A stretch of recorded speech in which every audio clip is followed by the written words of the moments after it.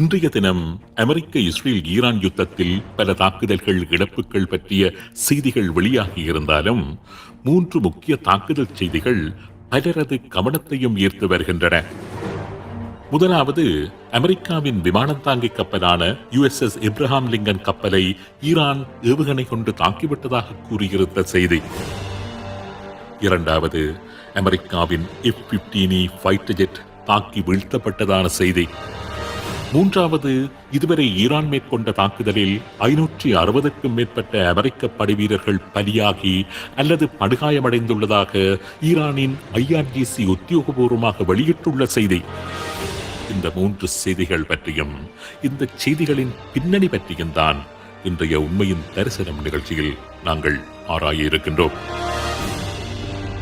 இதுவரை ஈரானின் 1000க்கும் அதிகமான இலக்குகளை தாம் தாக்கி அளித்துள்ளதாக அமெரிக்காவின் மத்திய கட்டளை மையம் கூறியிருந்த நிலையிலும், இதுவரையில் 1200 குண்டுகளை ஈரானின் 31 மாகாணங்களின் மீதும் தாம் வீசியுள்ளதாக இஸ்ரேல் கூறி வருகின்ற நிலையிலும், இதுவரை நடைபெற்ற சண்டைகளில் 550 ஈரானியர்கள் கொல்லப்பட்டுள்ளதாக ஈரான் கூறி வருகின்ற நிலையிலும், அமெரிக்காவின் முக்கிய இலக்குகள் மீது கடுமையான தாக்குதல்களை ஈரான் மேற்கொண்டு வருவதான செய்திகள் வெளியாகிக் கொண்டிருக்கின்றன. அமெரிக்காவின் 27 ராணுவ தளங்கள் மீதும் டெல் அவீவ், ஜெருசலேம் உட்பட இஸ்ரேலின் பல்வேறு பகுதிகள் மீதும் தாம் கடுமையான தாக்குதல்களை நடத்தியுள்ளதாக ஈரானின் புரட்சிகர காவல் படையான IRGC தெரிவித்துள்ளது. Bahrain, Iraq, Jordan, Kuwait, Oman, Qatar, Saudi Arabia, United Arab Emirates என்று 9 நாடுகள் மீது ஈரான் தாக்குதல்களை நடத்தியிருக்கின்றது. சைப்ரஸில் உள்ள பிரித்தானிய ராணுவ தளத்தின் மீதும் ஈரான் ட்ரோன் தாக்குதலை நடத்தியிருக்கின்றது. ஈரானின் தாக்குதலை தொடர்ந்து ஈரானுடனான அமெரிக்காவின் யுத்தத்தில் நேரடியாக தமது பங்களிப்பை வழங்கி இருப்பதாக பிரித்தானியாவும் சவுதி அரேபியாவும் அறிவித்திருக்கின்றது. வளைகுடாவில் நடந்து கொண்டிருக்கின்ற யுத்தத்தின் போக்கு நினைத்ததை விட மோசமான ஒரு நிலையை நோக்கி சென்று கொண்டிருப்பதாகவும், அந்த யுத்தம் மென்மேலும் விரிவடைவதற்கான அறிகுறிகள் தெரிவதாகவும் போரியல் நோக்கர்கள் அச்சம் வெளியிட்டு வருகின்றார்கள். இந்த நிலையில் அமெரிக்காவின் F-15E ஃபைட்டர் ஜெட் ஒன்று பற்றி எரிந்தபடி வீழ்ந்து நொறுங்குகின்ற காட்சி ஊடகங்களில் வெளிவந்து பரபரப்பை ஏற்படுத்திக் கொண்டிருக்கின்றது. குவைத்தில் இந்த சம்பவம் இடம்பெற்றதாக கூறப்படுகின்றது. அந்த சம்பவம் தொடர்பாக கருத்து வெளியிட்ட குவைத் பாதுகாப்பு அமைச்சு சில அமெரிக்க விமானங்கள் வீழ்ந்துள்ளதாக தெரிவித்திருந்தது.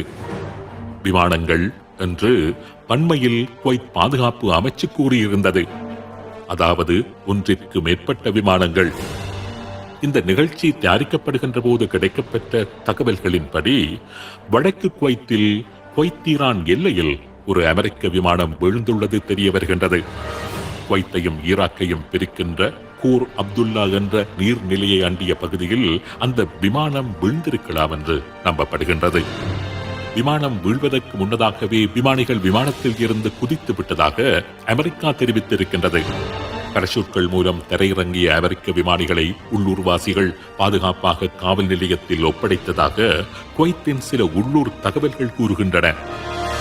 வீழ்ந்து நொறுங்கியதாக கூறப்படுகின்ற F-15E ஸ்ட்ரைக் ஈகிள் என்ற விமானம் அமெரிக்கா பயன்படுத்தி வருகின்ற அதனது முக்கியமான சண்டை விமானங்களில் ஒன்று. இந்த வகை விமானம் ஒன்றின் பெறுமதி இன்றைய நிலவரப்படி $117 மில்லியன். அமெரிக்காவின் இப்படிப்பட்ட எத்தனை விமானங்கள் குவைத்தில் வீழ்ந்துள்ளன? எப்படி அந்த விமானங்கள் வீழ்த்தப்பட்டன? தொழில்நுட்ப கோளாறு காரணமாக வீழ்ந்தனவா அல்லது விமான எதிர்ப்பு ஏவுகணைகளினால் சுட்டு வீழ்த்தப்பட்டனவா? விமான எதிர்ப்பு ஏவுகணைகளினால் சுட்டு வீழ்த்தப்பட்டிருந்தால் ஈரான் அவற்றினை சுட்டு வீழ்த்தியதா அல்லது குவைத்திலும் ஈராக்கிலும் இயங்கி வருகின்ற ஈரானின் துணைப்படைகள் அமெரிக்க விமானங்களை சுட்டு வீழ்த்தியிருந்தனவா? இது போன்ற கேள்விகளுக்கான பதில் இந்த நிகழ்ச்சி தயாரிக்கப்படுகின்ற வரைக்கும் நமக்கு கிடைக்கவில்லை. அமெரிக்காவின் வான்படையை பொறுத்தவரையில் பணம், பொருள் இழப்பை விட அமெரிக்காவின் 1க்கு மேற்பட்ட விமானங்கள் ஈரான் அல்லாத ஒரு இடத்தில் வீழ்த்தப்பட்டிருப்பது என்கின்ற செய்தி அந்த பிராந்தியத்தில் அமெரிக்காவின் ஏர் சுப்பீரியாரிட்டியை, அதாவது அமெரிக்காவின் வான் மேலாண்மையை நிச்சயம் கேள்விக்குள்ளாக்கிவிடும் என்பதில் சந்தேகம் இல்லை. அடுத்ததாக அமெரிக்காவின் USS ஏப்ரஹாம் லிங்கன் விமானத்தாங்கி கப்பல் தாக்கப்பட்டதான செய்தி. அமெரிக்காவின் விமானத்தாங்கி கப்பலை தாக்கி மூழ்கடிப்பது என்பதுதான் ஈரானின் அல்டிமேட் கோல். அந்த வரலாற்று சாதனையை இந்த யுத்தத்தில் எப்படியாவது செய்து நிறைவேற்றிவிட வேண்டும் என்பது ஈரானின் மிகப்பெரிய கனவு. அமெரிக்காவுக்கும் ஈரானுக்கும் இடையே ஜெனீவாவில் பேச்சுவார்த்தைகள் நடைபெற்றுக் கொண்டிருந்த அதே நேரத்தில் ஈரானின் ஆன்மீக தலைவர் மறைந்த அயத்துல்லா அலி கமேனி அமெரிக்காவின் விமானம் தாங்கி கப்பல் பற்றி கூறியிருந்தது உங்களுக்கு நினைவில் இருக்கும் என்று நம்புகின்றேன். அவர் இவ்வாறு கூறியிருந்தார்: அமெரிக்காவின் விமானம் தாங்கி கப்பல் அந்த பிராந்தியத்தில் உள்ள மிக பயங்கரமான போர் ஆயுதம். ஆனால் அந்த விமானம் தாங்கி கப்பலை மூழ்கடிக்கின்றதான எங்களுடைய ஆயுதமோ அதனை விட பயங்கரமான ஆயுதம் என்று மறைந்த அயத்துல்லா அலி கமேனி தெரிவித்திருந்தார். ஆக அமெரிக்காவின் விமானம் தாங்கி கப்பலை மூழ்கடித்து அமெரிக்காவை தோற்கடிப்பது என்பது ஈரானின் பிரதான இலக்காகவே ஆரம்பம் முதல் இருந்து வருகின்றது. அமெரிக்காவின் USS ஏப்ரஹாம் லிங்கன் விமானம் தாங்கி கப்பலை நோக்கி தாம் 4 சக்தி வாய்ந்த பாலிஸ்டிக் ஏவுகணைகளை ஏவி அதன் மீது தாக்குதலை மேற்கொண்டதாகவும் தமது தாக்குதலில் அந்த கப்பல் சேதமடைந்துள்ளதாகவும் ஈரானின் இஸ்லாமிய புரட்சிகர படை நேற்றைய தினம் அறிவித்திருந்தது. அமெரிக்காவோ அதனை மறுத்திருந்தது. தமது கப்பலை நோக்கி ஏவப்பட்ட ஏவுகணைகளை தமது வான்படை விமானங்கள் வானில் வைத்தே சுட்டு அழித்து விட்டதாகவும் அமெரிக்கா தெரிவித்திருந்தது. பொதுவாகவே யுத்த காலங்களில் எந்த ஒரு தரப்புமே உண்மைகளை கூற மாட்டாது. தமது தரப்புக்கு இழப்புகள் ஏற்பட்டாலும் உடனடியாக அவற்றினை ஒப்புக்கொள்ளவும் மாட்டாது. ஆனால் அமெரிக்காவின் USS ஏப்ரஹாம் லிங்கன் விமானம் தாங்கி கப்பலை எடுத்துக் கொண்டால் அது ஒரு பாரிய உலகம். அந்த கப்பலை உலகத்தின் பார்வையில் இருந்து யாரும் இலகுவில் மறைத்துவிட முடியாது. அந்த கப்பல் உண்மையிலேயே தாக்கப்பட்டிருந்தால் அதனை சீனாவினதும் ரஷ்யாவினதும் செய்மதிகளின் பார்வையில் இருந்து மறைப்பது என்பது முடியாத ஒரு காரியம். அமெரிக்காவின் அத்தனை சிறு சிறு நகர்வுகளையும் துல்லியமாக படமெடுத்து வெளியிட்டுக் கொண்டிருக்கின்ற சீன செய்மதி நிறுவனங்கள் உண்மையிலேயே அமெரிக்காவின் விமானம் தாங்கி கப்பல் தாக்கப்பட்டு சேதப்படுத்தப்பட்டிருந்தால் இந்த அளவில் அதற்கான ஆதாரங்களை நிச்சயம் வெளியிட்டிருக்கும். இதுவரையில் அப்படியான ஆதாரங்கள் எதுவும் பொதுப்பரப்பில் வெளியாகவில்லை. ஆகவே அமெரிக்காவின் விமானம் தாங்கி கப்பலை தாக்கியதாக ஈரான் கூறுகின்ற செய்தி உண்மையில்லை என்றுதான் இப்போதைக்கு என்ன தோன்றுகின்றது.